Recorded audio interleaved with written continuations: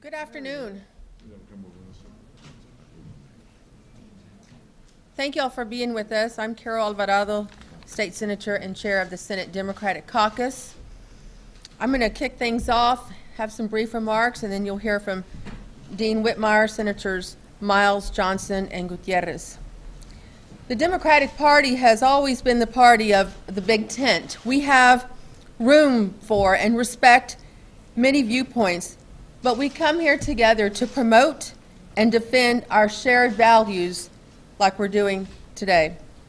Regardless of who stayed, who left last week, we all stand together against Senate Bill 1. As Dean Whitmire put it so well, we've been fighting the war on two fronts. Senate Bill 1 affects all voters, not just Democrats. We stand here not just for Democrats, but for democracy. As many of you have reported on, members of our caucus were in D.C. last week. We did so to join in solidarity with our House Democratic colleagues on the following things. One, to raise awareness of the Jim Crow-style provisions of Senate Bill 1. We also wanted to show that Texas Democrats aren't going to take this lying down. We're going to fight with everything that we have. Two, to delay the bill by using parliamentary tools that help to bring the desired attention to this. Three, to urge Congress, specifically the Senate, to pass federal standards that preserve our civil rights. With complete support and solidarity with our House Democrats, the Texas Senate Democrats are ready to bring the fight right here back to Austin. Despite our best efforts, this bill continues to make it troublesome for our disabled, for our seniors, allows untrained partisan poll watchers to bully, profile, and invade voters' privacy. It bans options that make it easier to vote for working class, like doing away with the 24-hour voting and the drive-through voting. It makes it harder to assist the elderly and disabled, and it does not allow for online voter registration. Now more than ever, as a caucus, we're here to uphold that every promise, not just a promise for certain people, but a promise to all people, that we stand for making it easier at the ballot box, and we will continue to take this fight on. Now I'd like to call on Dean Whitmire. Thank you, Chair Alvarado. When I took my mask off, I pulled my hearing aids out. So, listen, I'm here today to put a face on where we find ourselves at this point in the special session. I could make a heck of an argument that we should not even be in a special session. It's been my experience that special sessions are for unfinished business. What we're facing is a new agenda, a pretty much regular session. But it is what it is, and I want to first pay my respect to each and every one of my colleagues. We're united as a Democratic caucus in the state Senate. We had a couple of members that had conflicts, but each and every one of us represent close to 1 million people. We're not just a group that came together without a purpose. We're sent here to be the voice of a very diverse state of Texas. And I would reach out to all the stakeholders. I would start with the governor. Governor, you have a responsibility to represent our constituents as well as others. I have worked under 7 governors. The power of the governor's office is great. In '78, as a young state rep, I didn't want to do something. I didn't want to lower the speed limit because the federal government said you will or you'll lose your federal funding. I thought I was representing my district by saying no. Dolph Briscoe called me into his office. He called other House members. We heard each other's views. We came together with a solution. Governor Abbott, you haven't had one Democratic senator in your office. You spent more time with the governor of Florida than you have these honorable members of the Senate and the House. To break quorum as the House has, to go to Washington as these senators have done, is part of the legislative process. Those of us here on the floor last week fought as best we could to represent our districts. We actually opposed one of our Senate colleagues' proposals. I still think Senator Lucio's bill's bad. We fought and were effective on the Senate floor while our colleagues were fighting and talking to the national leadership. We had a two-front war. We will keep all of our options open as we go forward. But we cannot continue to divide this state by parties. We're all in this together. We are concerned about the impact the election proposal will have on Republican voters. Republican seniors will be intimidated by the new requirements of mail ballots. Republican voters will be intimidated by poll watchers. Let's sit down as legislators, the executive branch, Republican, Democrats, independents, and resolve this impasse. The public expects us to do it. But, Governor, threatening to arrest us when you have first no authority to arrest House or Senator members is a non-starter. Welcome us into your office. Let's remember that you represent our district as well as the remainder of our colleagues' district. To my colleagues on the Senate floor, we're the same Democratic legislators that you eat lunch with and pray with every day. We talk about each other's families. Let's get away from the personalizing of this discussion and go back to the Senate floor, hit the restart button, and listen to our concerns. We deserve to be respected and listened to. Some of us have years of experience in elections and representation. So let's thank everyone that's doing their job as they see fit. The House members are very bold. I know the challenges they've had of being away from home. I would close by saying to my Republican colleagues, someday I would hope you feel strongly enough about an issue to walk out. Your Second Amendment arguments, your pro-life arguments, your rural, agricultural, I can go on and on. Someday, when things have changed, where you may see, my Republican brothers and sisters, that the only way you can stop something and message something to the rest of the state and nation is to walk out. Republicans have done it in Oregon in the last year. So let's lower our voices, as I raise mine, and get back to work and doing the people's business. Thank you for each and every one of you for standing tall and doing your job. Thank you, Dean. Love the passion. Next, please, Senator Miles, join us. Thank you. Thank you. Thank you, Madam Chair, and thank you all for being here. Good to see all my colleagues. And I do mean all of my colleagues. I want to commend each and every one of our colleagues for whatever front they took, whatever position they took, and of defense they took in supporting our House members and to defeat Senate Bill 1 and House Bill 3. Let's, y'all have now watched me as a senator for 4 years now. And one thing you know that you're always going to get from me is a crystal clear message. So let's cut to the chase and talk about what this really is. This is a discriminatory, divisive,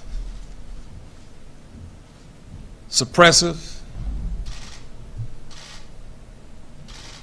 and intimidation bill focused at minorities, especially African Americans. This is a Senate bill that was designed and created because what took place in Harris County, my district, Senate District 13, the largest Democratic box in the state of Texas. Well, my leadership, my Democratic leadership in Harris County, senators, were innovative and thought outside the box on how to increase our numbers at the polls, at the same time protecting our citizens from COVID. That's what this is about. There's no real, the big story, or as has been said so many times, the big lie. The big lie is there really isn't any voter discrimination, voter scandals. There really isn't any fraud going on in Harris County or any other parts of the state of Texas. What's really going on, the big fact is fear factor. The fear factor that we're increasing minority and Democratic numbers by the millions. The fear factor that 5.7 million people who are registered to vote, we're about to tap into. The big fear factor that 1.3 million people who are eligible to vote that are not registered to vote, we have ways of getting ready to tap into them. And when we tap into them, the leadership in this state and other states around this country is going to change. That's the big fact. That's what this bill is all about. So let's be true here. Let's be real. It's about intimidation. It's about rolling the hands of time backwards. Critical race theory, rolling back the hands of time, Royce. Senator Menendez. So I want to applaud all of my Democratic colleagues, both in the Senate and especially in the House, the heroes and sheroes that are in the House. And we went down, yes we did, some of us, to support them, to stand by their side, to bring light to this issue. And it must work, because y'all are here. Anytime people's civil rights, civil liberties, and our democracy is threatened, best believe Democrats are going to stand. We're glad that you're here. We want y'all to stay with us, because believe one thing, we're going to continue to work, we're going to continue our faith, and we're going to continue to fight. And we want you to be right there with us. Thank you. Thank you, Madam Chair. Thank you, Senator Miles. Senator Johnson. Thank you, Madam Chair. Thank all of you for being here. Just a little plug. I hate masks. I hate masks. We're here because not enough people have gotten the vaccines. Get the damn vaccines. I'm really tired of it. I know everyone else here is. Back to the subject. We'll get back to vaccines and pandemics in just a second by analogy. I'd like to address in a little bit of detail what we're doing here. What are we doing here? The big theme that we're hearing from proponents of the bill is that we got to make it easier to vote and harder to cheat. So I want to get down to some of the little bit of the detail and a little bit of the things that have been said on the other side. So let's start with easier to vote. I've heard a lot about it. Making it easier to vote by expanding hours. For the first time ever, we're expanding hours, making it easier for people to early vote. Let's take a look at that. 41 counties are going to see their hours of voting expanded. 40 of them are Republican counties. One of them's a Democratic county. Thanks, guys. 3 counties are going to see their voting hours restricted. That's Bexar County, El Paso County, and Harris County. They're populous, they're urban, and they're Democratic.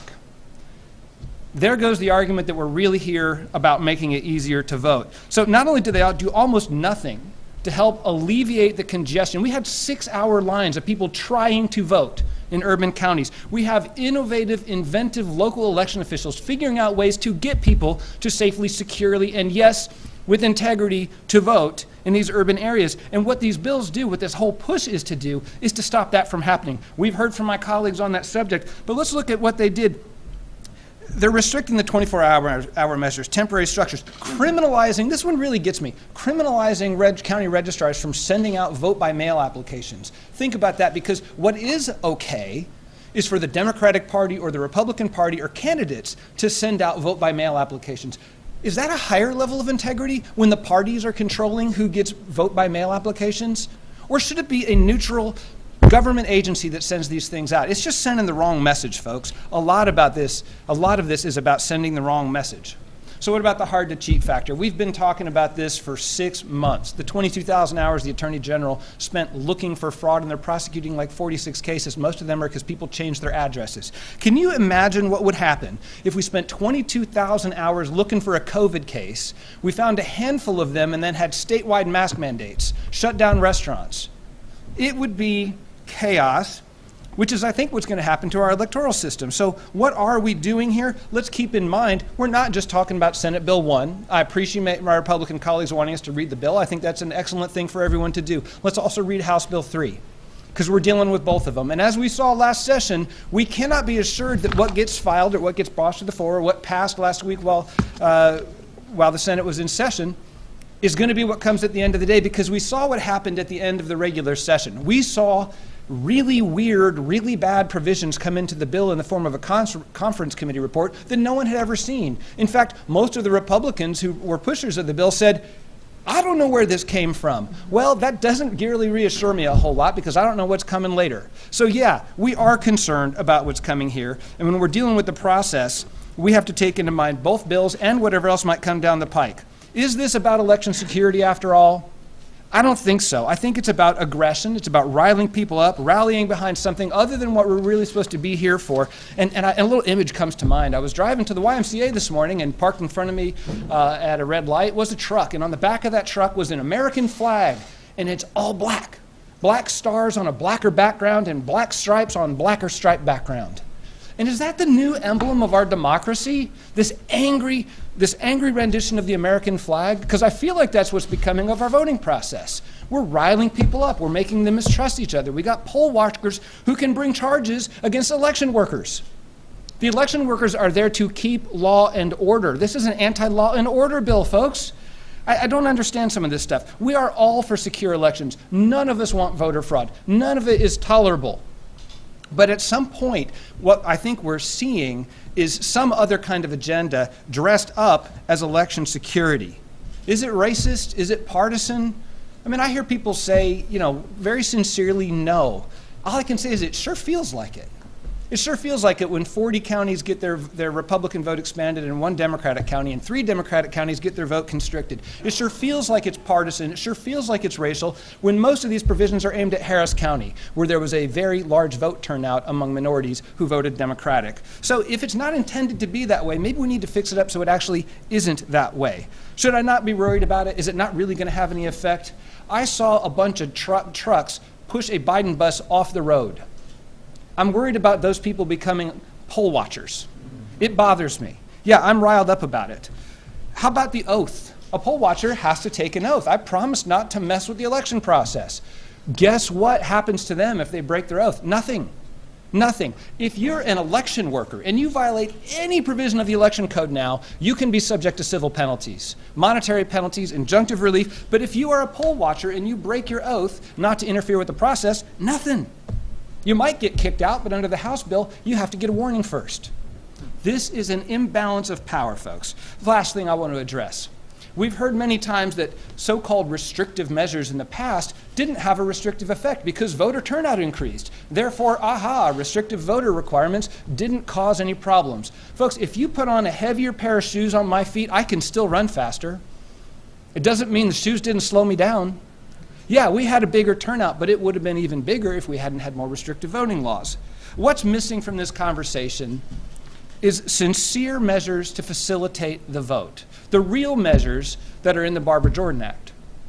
The real measures that would bring Texas into the 21st century. Online voter registration, I've heard it said Texas for the first time has online voter registration. You know what? There's some truth to that. It's a partial truth because the courts forced us to do it. The court said you're out of line with the law because the law requires you to have online. If you're able to renew your driver's license online, you also get to register to vote online. But if you are a first-time voter wanting to register to vote as a standalone transaction, you still can't do it online. And I have not yet heard any excuse to not get that done. There are an untold number of other things that we could do to make this better, and they're missing. Folks, we take election security so seriously, but we're not in favor of rigging the game in favor of one party because that lacks integrity. Thank you, Senator Johnson, for setting the record straight. And our final senator to speak, Senator Gutierrez. Thank you all very much for coming today. I just want to tell you, each and every one of these members behind me, they want fair, accessible, and secure elections. We've been doing this since I've been in this building since 2009. Every year it's one scary monster after the other that the Republican Party wants to pretend is some kind of relief for alleged voter fraud. You heard Senator Johnson talk about the 22,000 hours. Let me tell you about fraud. The only fraud that has been perpetrated on the people of Texas is the fraud that Greg Abbott is telling all of us that there's the boogeyman out there and it comes out every election cycle. That is the only fraud that is facing the people of Texas. And yet he fails to do his job. He fails to do the most important things that we needed to do this regular session, not to mention this special.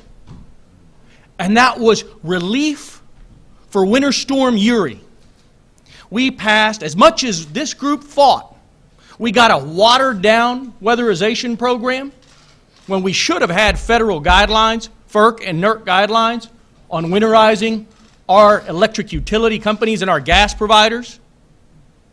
We got a bill that gave some money to some of these companies, supposedly to pass it on through to consumers, when all it really did was generate equity for those companies, liquidity. When us, along with a one-time bipartisan group of senators, decided to do a ratepayer relief program, the governor said, mission accomplished on Winter Storm Uri, I'm done. The most pressing things affecting the Texas consumer of this year and possibly of this decade and possibly of this century was when we lost 200 Texans when this man was at the helm. And he has done nothing about it in the regular and nothing about it in a special. So Governor Abbott, where's our special session for winterization to make sure that this never happens again? Where's our special session for health care? We have the highest rate of uninsured in the United States here in Texas. Most Republican governors have passed some version or plan of Medicaid expansion. Some have even gone and called it by their own last names. I don't care if it's the Abbott plan, the Texas plan, or something. I can tell you that Nathan Johnson's got a hell of a plan. Do that one. Do something. Did we get a special plan? Did we get a special session for health care? No, we didn't. 2020, we saw the highest rate of mass shootings in the state of Texas. And when our own lieutenant governor, after they did all of their governor's roundtables and all their work sessions on this, even the lieutenant governor said, you know what? We do need universal background checks. The lieutenant governor, did you ever think you'd hear Dan Patrick say that? But he did. What did we get? We didn't get a damn thing. A lot has been said about what we did and where we were and what we were doing. I can tell you that each one of these members was working. We worked to talk to Joe Manchin, to try to get him to pass the John Lewis Act, try to break the filibuster, to try to get the For the People Act, and if you didn't like that one, do the John Lewis Act, and if you didn't like that one, come up with the Joe Manchin plan. Something that brings back Section 5 of the Voting Rights Act that we lost in Shelby. A lot of people said, well, these guys aren't working over there. We worked harder than that man in the central office has ever worked in his entire life. 6 of us were with the Department of Energy. 4 of us were with the Department of Education. Several of us went to the Health and Human Services Department. When it came to coming up with solutions for education, the winter grid, fixing the grid, it was this body right here that was working. And the rest of them were vacillating. The rest of the Republicans were vacillating. And so this is where we are now. And this is where we are today. And my message for Greg Abbott, you want to bring us back, Governor? Fix the damn grid. Do something about health care. Do something about mass shootings in Texas. The people of Texas are demanding that you get to work, Greg Abbott. Thank you. Thank you, Senator Gutierrez, for reminding people of the important issues we should be working on. we'll open it up for questions, and please, members, feel free to step up and answer as well. Was it always part of the plan to return to Texas before the end of the special session? And also, do you feel you missed an opportunity to speak out against the election bill on the floor on behalf of your constituents? Well, there's some members here that were on the committee, and they can address that. But, you know, we did fight for something, as Senator Gutierrez said. As far as the coming back, you know, it depended how many of us were leaving and how many were staying. That had a lot to do with the return. Anybody want to talk about the grid? In terms of The question. Anybody want to add to that? in terms of the In terms election. of, you know, feeling like you may have missed a chance to speak? No, I mean, the reality is this: we had senators here that were speaking concerning that, and what's going to happen is that this is going to be, we're going to have to do this again, okay? There's going to be another session concerning this. We'll have an opportunity to kind of review what was said in the regular session, the first special session, to be prepared for the second called special session. Some of you have mentioned governor powers, and I'm wondering if we could kind of tie the pandemic powers and the governor conversation together. Should Texas adopt stronger measures to rein in the governor's powers during a pandemic or a similar disaster? Well, that issue was actually addressed by Senator Birdwell, Hall, and the Republican base was very concerned about the governor's actions during the pandemic. We think the governor should listen to the people of Texas. We're wearing masks today because the people of Texas are afraid of the virus. And we would urge the governor to listen to people of Texas, the local officials who are charged with that responsibility. Back to your turn, we decided very on we wanted to be where we could be most effective. It's a personal decision. I remained here to fight. Saturday morning I was in an African-American district fighting a landfill expansion, honoring John Lewis Saturday night, while these colleagues were working the Hill. So there's no ideal model. You have to use your judgment. You got to listen to your district and be as effective as possible. And as I said when I was up here earlier, we will continue to monitor events. We keep all of our options open. I've been in at least 3 quorum breaks, which we did not have to break quorum because the House did such a great job. I broke quorum in '81 over redistricting. They were merging and pairing members unnecessarily. So to protect the body and those members, we left. Obviously, 2003, we left. I did what I thought needed to be done, the most effective position for my district.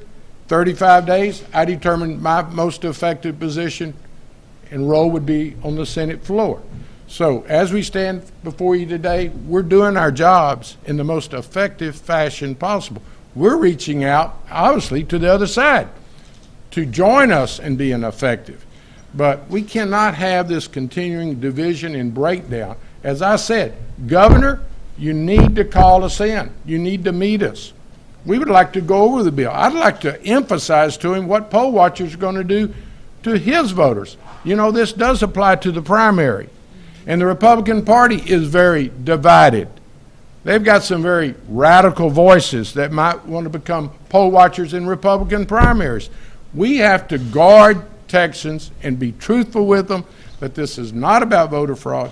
It's as Senator Boers and Johnson and others have so eloquently pointed out and documented, that it's to suppress voters. Changing hours and days has nothing to do with fraud.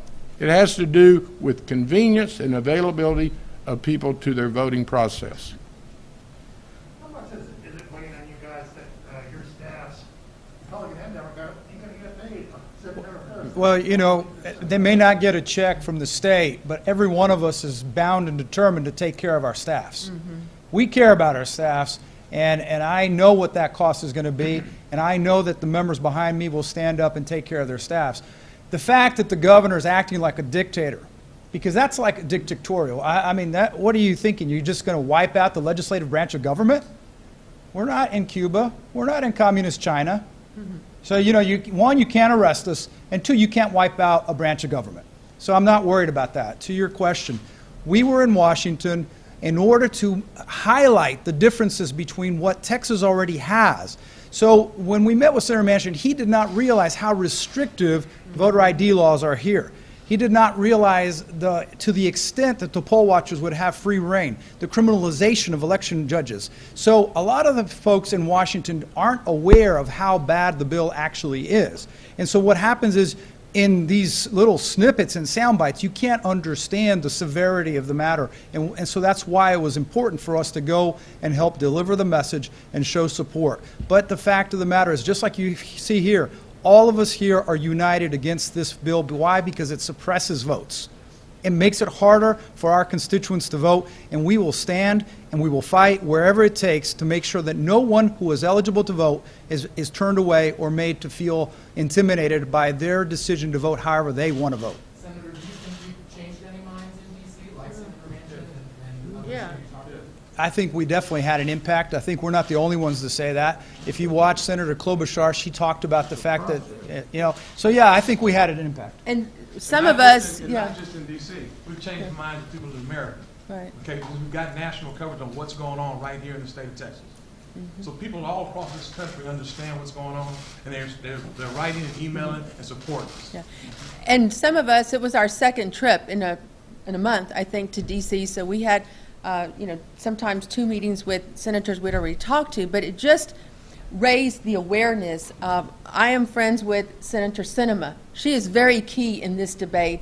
We had a phone conversation, and she's following what we're doing, but I was able to deliver an even clearer message and clarify some things so she realizes the severity of this bill. And also, hopefully what we're doing sends a message to other legislative bodies across the state. You don't just have to lie down and take this. You can fight.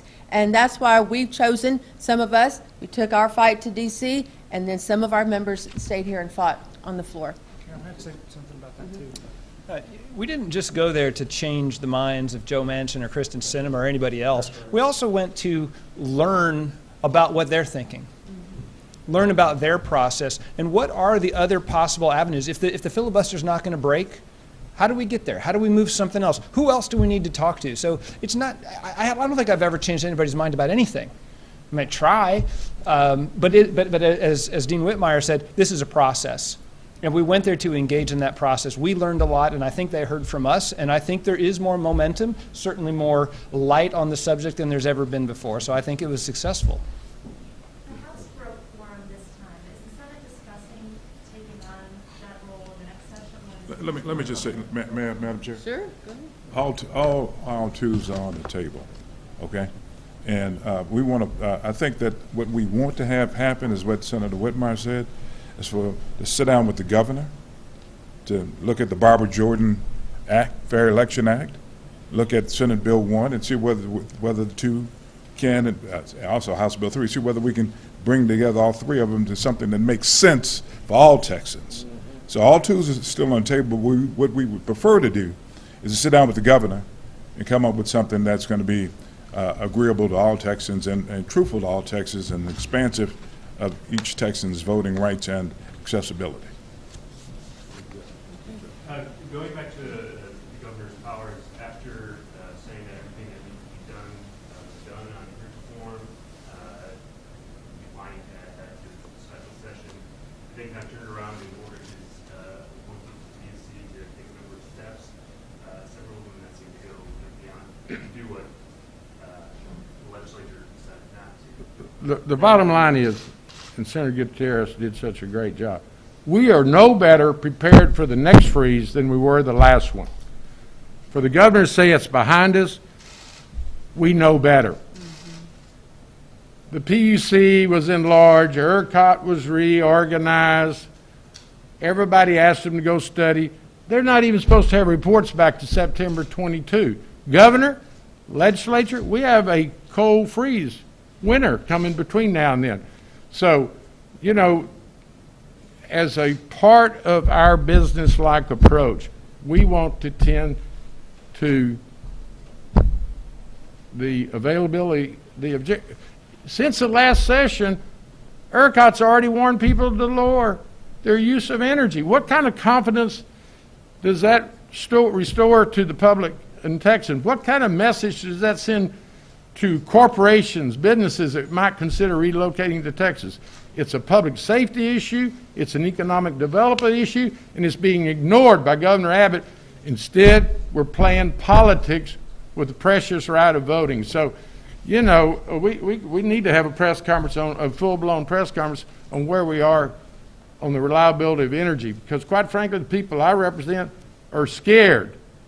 When you get a warning in June, when we just adjourned in May, and nothing's been done but to kick the issue down the road, kick the can down the road, folks, we got some serious business in the state of Texas, and the election process is not one of them.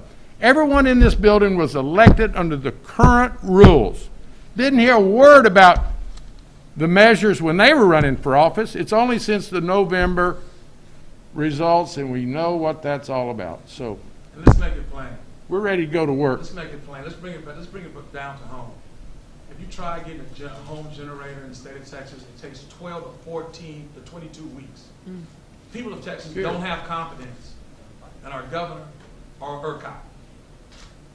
12 to 24 weeks to get a home generator. That's making it plain. And most people can't even afford And they one. can't afford it. So let's go to work. Thank you, everybody.